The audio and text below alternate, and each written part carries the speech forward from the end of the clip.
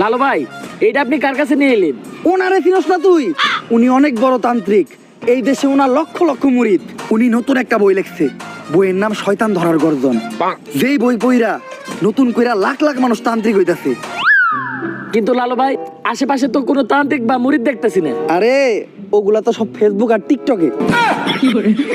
বাবা, সঞ্জনা নামের এক আত্মার আমার ধরতে হইব বাবা, আপনি আমার সফল হওয়ার একটা উপায় দেন। যদি সফল হতে চাও তাহলে আমার লেখা এই বইটি নাও, শয়তান ধরার গর্জন। এই বইটি নেওয়ার সাথে সাথেই তোমার জীবনে থাকবে না কোনো অর্জন। আমি কথা দিয়ে কথা রেখেছি, শয়তান আসেনি তো ফিরে। আমি শয়তান তাড়ানো গল্প লিখেছি আমার সারাটি জীবন ধরে। আমি অন্ধকারে মোমবাতি জ্বালিয়েছি, তবুও পাইনি ভূতের খোঁজ।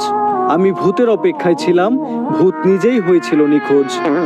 শয়তান ধরার গর্জন, পৃষ্ঠা নাম্বার চুদলিংপং। বাবা, এটা তো মন্ত্র না, ছন্দ কইলেন। মার্কেটে আপাতত ছন্দই চলে। বাবা, বইটা একটা আমারও লাগবো, দাম কত এটার? মাত্র 1000 টাকা। 1000 টাকা দিয়ে আর কিনুম? 1000 টাকা হাতে নিয়ে ভূতের ডাক দিলে ভূত নিজেই চাল চলে পড়বো। 1000 টাকা দিয়ে বইয়ের দাম, এই বইয়ের বিশেষত্ব কি? এই বইটা আমি আমার নিজ হাতে লিখেছি। দেখি, হাতের লেখা এত খারাপ? দেখি এই বইয়ের প্রথম পৃষ্ঠায় কি লেখা? মানুষকে ভোদাই বানানোর 100টি উপায়। 1000 টাকা দিয়ে 120টার এই বইটি নেন আর ঠাস করে ভোদাই হয়ে যান।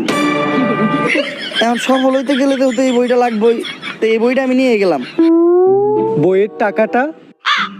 ওইটা আমি হোয়াটসঅ্যাপে পাঠাই দিব। গুরু, আজকের থেকে আপনার লেখা এই বইটা পইরাই আমার শয়তান ধরার যাত্রা করলাম শুরু। শয়তান ধরার গর্জন, পৃষ্ঠা নাম্বার চুদলিংপং।